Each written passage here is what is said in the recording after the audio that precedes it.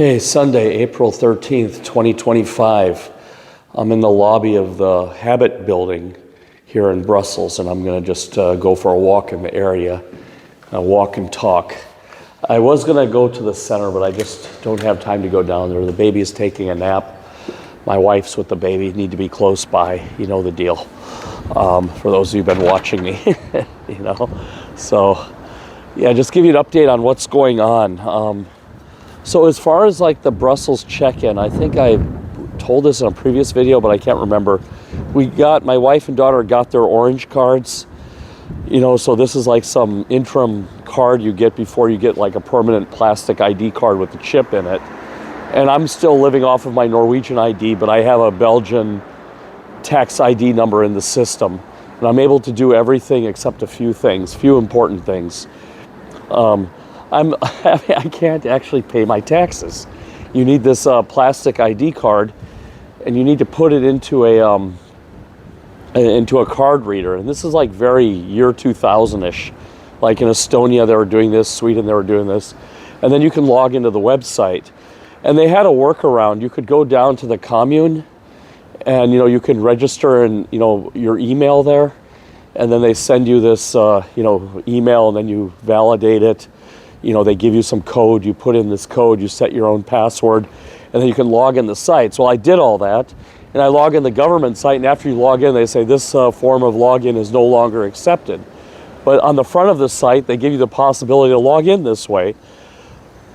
And it's a system called CSAM. I don't know what it stands for, but it was like this deviceless login. Now in Norway, I always compare everything to Norway. It's like, you can log in using like an app, and it's not even connected to your phone number. If you already have a Norwegian tax ID number, and you put your phone number online into the population registry, and then you put your email into the population registry, on the tax site, you can get all this. You can do all this yourself, self-service. But here it was like a big ordeal. I had to pay the accountant 30 euros to go with me to be the translator, because they only work in French. So it's, we're still getting through this. I contacted the accountant to see if he can just file, it's my VAT returns. I'm supposed to get back 70 euros actually from all the office equipment I bought, but probably by the time I'm done paying him and all this, it's going to cost me money, just to get all these taxes filed, so I'm in compliance. But they told me in the commune that I won't be getting my card until August. It takes 6 months from the day you made your first contact. And I don't know why they're holding back, because I'm already paying taxes, I'm already working. Now a lot of other stuff is working, like, when we go now for a doctor's appointment, we're in the system, we're only paying like 13 euros, so a lot of stuff is working, but some of the stuff is not working. And it's a bit hard. Yeah, but it's just one of these things like hemorrhoids or something. They flare up, and then sometimes they go away. So it's like when you need government services, it's like hemorrhoids. I mean, I don't have any personal experience, but I'm just, using this metaphor from pop culture. Let me just check that this, it's working. Yeah, this microphone is working. So, yeah, now I'm by the North Station here. You can see it behind me.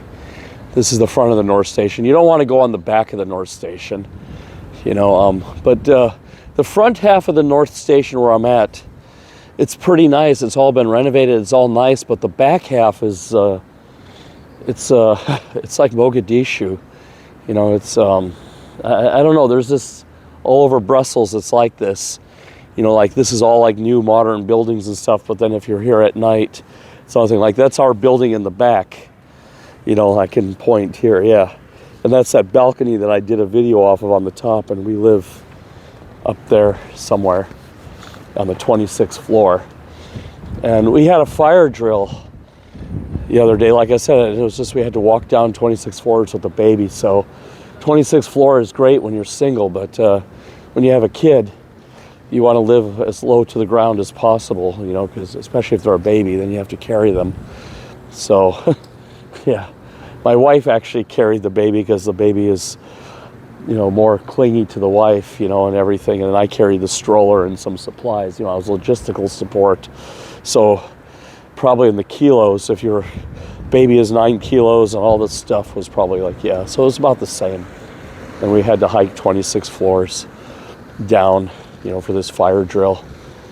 Yeah, that's the problem when you live in these modern new buildings. They have a lot of fire drills and all kind of things. So, but it's tough in Brussels. If you want new and modern, then you have to deal with this stuff. And if you get the old buildings, then, you know, and you have a stroller and stuff, it's not like you walk in the door and you're right in the apartment. You got to go up some stairs or down some stairs, and then yeah, you have to manage a stroller and manage the baby.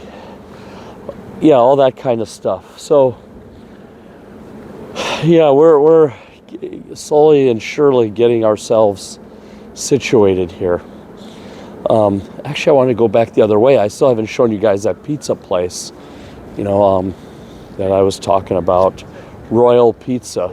So we'll make that our goal. We'll head over in that direction. Yeah, so what else has been going on here? So, yeah, I've been working away, you know, job and everything. You know, just I'm slowly winning these battles. You know, I'm so surprised at companies that don't have like Jira or any project management system. Like I interviewed at Daimler Truck.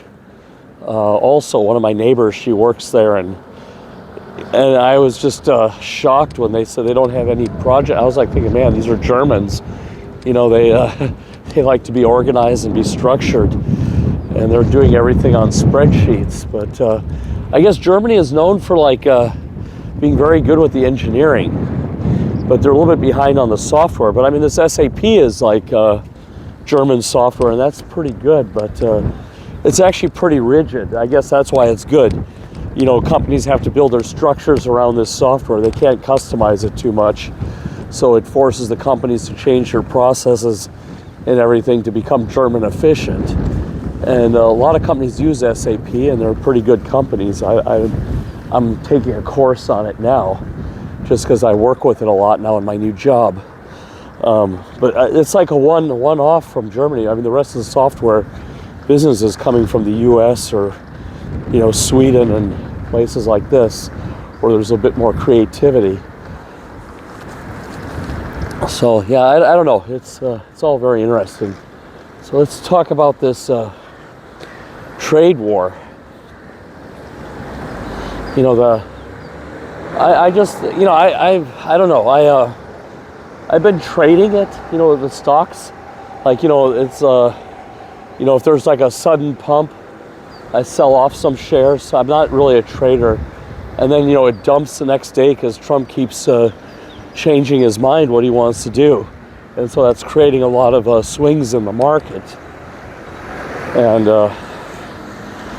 you know, so, but I don't do that too often because eventually the house wins. It's gambling. But it's somewhat predictable now. I mean, we know that he can't totally run this thing with China. You know, we haven't shifted our supply lines yet, but maybe it's a warning shot. And China can't completely decouple from the U.S. either. I mean, they're depending completely on exports to drive their economy, and they have their own issues. They're not this monolith like everyone thinks. They have issues too, but long run, we got to do this. Long run, we have to shift our economy away from authoritarian regimes. I've been telling people in the LinkedIn that emerging markets are just emerging dictatorships. You know, it's we saw what happened when, you know, you decide to shut off your nuclear power and invest in and do business with Russia and get your oil and gas from them. You just make bad people even worse. So, I mean, it is something that has to happen, but, you know, I'm not totally happy about the way he's going about it, you know, the way Trump is going about it. We need to make sure this, you know, we have alternatives lined up and some of this tariff calculations were wrong. It's like a country like Australia. They buy way more from us than we buy from them, and they're still getting hit with a tariff. And now you might argue that, yeah, we disproportionately defend them, that, we cover their defense. But I think that's a separate issue. I think trade and the tariffs trade and defense should be handled separately. And that could be a separate subject, that they would get some tariffs if they're not adequately contributing to their own defense, and it's all falling on us, because definitely Australia, Taiwan, Philippines, Vietnam, these are all critical countries now for the U.S. if we're going to Korea and decouple. So maybe it is. But I think we're running a surplus with the country. At least in this first round, we should leave them alone, and focus on the countries where we have deficit, where we have a trade deficit, and make sure that's righted, that we get proper access to the markets, that our goods aren't being overtaxed there, and then their stuff coming in isn't being dumped, sold below cost. The Chinese and the Japanese are notorious for that, for sending stuff in below cost to run out U.S. competitors. And then the other thing I want to comment on is there's this video showing like Americans trying to make iPhone, and they're all fat and tired, and working in a factory trying to make shoes, Nikes and iPhones or whatever. But we have to reshore the manufacturing, and we have to use automation. The luxury with China and India and these countries is they solve everything with like cheap labor.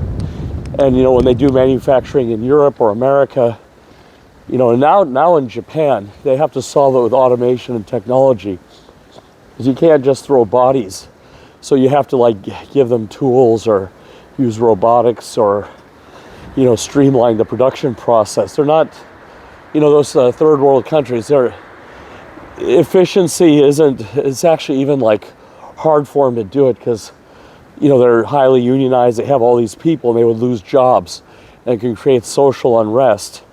So, I don't know, maybe these Elon Musk robots will come to fruition, and, they can just copy you, and that's how you program them. So they see you do a task, and, they see you do it a few times, and they copy you, and then they can do it just like a Chinese worker. I guess that's the dream. But it's where things are heading, maybe not now, but in 10 years, at the way the microchips are advancing, and software is advancing, and society in general is advancing.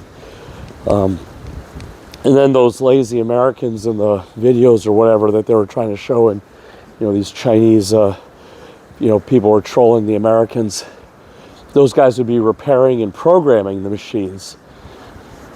So it is it's not too crazy, but then also, you guys know my view on technology. A $3,500 iPhone wouldn't be a bad thing. We were fine before iPhones. They didn't really make our life better. They made us worse. We're more isolated. We're more irritable, less social. They're definitely not good for kids. So maybe they belong as a luxury item. Maybe, and it definitely would promote a market for used goods. You don't need the latest iPhone. The old iPhones are pretty good, like the 2 or 3 numbers back. I think we're on 16, so you can do a lot with a 12. You can do everything with a 12, so it may save the environment a bit. It may save our kids, may even save ourselves, our own sanity. Life before the smartphone wasn't like we were living in mud huts and, having horses and dogs and all this stuff, or, horses and carriages. I should say horses and dogs. It's all like Trump, dogs and cats. Life was good. We were getting around, so they are manufacturing cars in America. They are manufacturing weapons, and they are manufacturing to some degree some computers. I think when the PC revolution took off, Dell and all those computers were made in the U.S. They were made from Taiwanese components. Yeah, so I'll stop here. This is the Brussels market in the background. And this is like where we go grocery shopping. And it's owned by a Arabic family. And it's like really cheap. So like the Milka cookies that are like €3 or €4 in Carrefour, they're like 2 for €1.50 here. And the fruits and vegetables are more fresh than your standard supermarkets at half the price. You have to excuse me, I have some allergies. Yeah, and we're coming up on Royal Pizza now, finally. So yeah, it's yeah, you can find a lot of deals here in Brussels. In central Brussels. I don't know, people keep telling us we need to move out of the city center to get into a better area, but we need to be by the train station so we can get to London. But my view is if I'm paying all these taxes, like 50% taxes, the whole city should be nice. It should be like Oslo. I mean, even the worst part of Oslo, supposedly Groenland or Homila, these are actually pretty nice places, and the flat prices kind of reflect that. They're only 10% cheaper than the other places in Oslo, like in Bærum or in the center. I mean, you don't save that much money to move to the hood in Oslo, and the hood in Oslo is pretty nice. They have everything in the hood, so yeah. Now here, I'll just flip the camera. So yeah, this is the Royal Pizza here. I'll zoom in on it. Yeah, so it's closed now. They have funky hours here in Belgium, I noticed. Like, let me just flip it around because there's some dudes there. I don't know if they get rolled. But, yeah, so they're open like for lunch for a few hours, then they shut down, then they open back up for dinner. So yeah, this is the Royal Pizza. It doesn't look like much, but I can tell you it tastes better than Domino's and Pizza Hut and a whole lot of expensive pizzerias in the city center of the tourist district. And the small pizza is €8, and the medium pizza is like €12. I mean, that's like half the price. Literally, I'm not even kidding. It's like half the price, especially if you go eat in the city center. I mean, if you walk in the other direction the same distance, there's some pizzerias selling like these Norwegian-style, Italian-style pizzas, I should say. Really thin. They just paint on some tomato, and it's like €25. And my wife and I ate there, took the baby with us, and we were starving after that. But you take this small pizza, my wife and I can share it, and we're pretty full after the small one. Sometimes we go for the medium. It just depends how hard we worked. Like if she's been chasing the baby all day and I've been working all day, then we might go for a bigger pizza. So yeah. And then here's a hotel back here. So we take our kid to this hotel and play in the back garden because there's no glass or cigarette butts. We're finding when we take the baby to the park, there's a lot of, it's like Belgium. It's just a strange place. I thought it'd be more like Norway, like kid friendly, but you really have to have your guard up here. It's and everyone keeps saying you live in the wrong side of town and everything, but we don't really have a choice. And as I said, I thought Europe was a bit different. You pay these crazy taxes and then they make it all livable, but it's like America.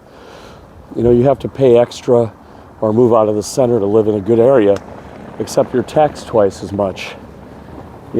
So you end up having to have a car anyway. You end up having these long commutes and this lower quality of life, but you just get half the money for it. So you may as well, and that's what we've concluded. Yeah, we're going to head to the U.S. in October. My wife's green card medical appointment is coming up this week. And yeah, hopefully that gets done. I mean, she just doesn't have a vaccine record, but I think they'll just tell her to do it in the U.S. from what I understand. She'll have like some 1 or 2 years or get some waivers because we have the baby and everything. So we'll see. It's supposedly not a deal breaker. I think it's just some extra stuff we'll have to do when we get to America.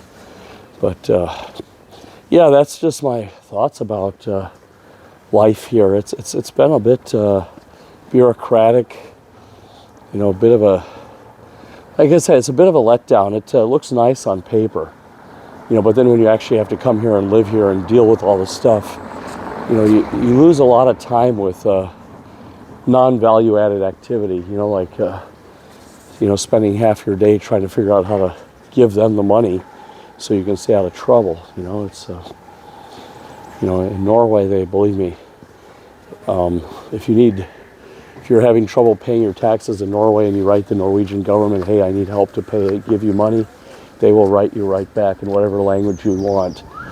And they will make it as easy for you as possible. So it's, yeah, but here it's different. It's not very customer centric.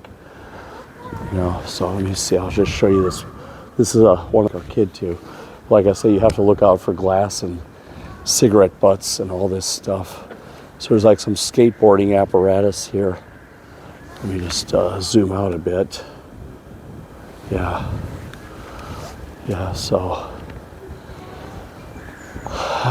yeah, it's I guess we have a few more months here. It's April now, 5 more months, till October. 5.5 months till October we'll be here. So there'll be plenty of videos and everything. Maybe there'll be a truce in Ukraine and we can move back. That would be ideal. But I think we need some time in America. Anyway, my wife get her green card stuff done, and we need to have our foothold in America, because after age 12 for the baby, she definitely needs to go to her upper school in the U.S., this middle school and high school, in a good private school, so she can be competitive for university entry or get this Air Force Academy appointment or something, get ROTC scholarships, whatever. I mean, you won't get that here. There are a few private schools and there are some people who do it, but it's the exception, not the rule. So, most of your kids getting into top U.S. universities are Americans, so, yeah, it's advantageous to be over there after some point. But yeah, that's what's going on. I'll try to record more often. I think we're now more in a routine.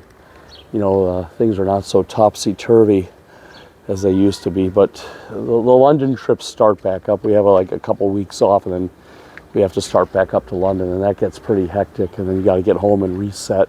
Even though they're short in 2 days, and they're every 2 weeks. I don't know. Traveling is traveling. It's not the easiest thing in the world, so yeah, you got to come back home and recover, and sometimes you don't have groceries, and you got to, it's just like moving in. Every 2 weeks, it's like moving in again. Come home and, I don't know, maybe we have to set up the house better so when we come home everything is ready to go, but that's not easy. The baby can throw off your schedule, throw off your train of thought. All this stuff is easy to do on paper, and then you throw a baby into the mix, and then all of a sudden, you have to be adaptable, you have to be flexible, you have to go with the situation, you have to sometimes let things go now and do things later. It's all about priority. So, how to prioritize, unlimited demands against limited resources, and limited consciousness. You can tell I'm a bit tired and stuff. Yeah, it's the baby's teeth are coming. She's got 5 teeth coming in at once now. So, yeah, it's not easy. Now she's sleeping. I think the teeth stopped moving. We're finally getting some naps from her but her sleep schedule is off. It used to start, her naps would start like at 10:30 and then go till like just before lunch.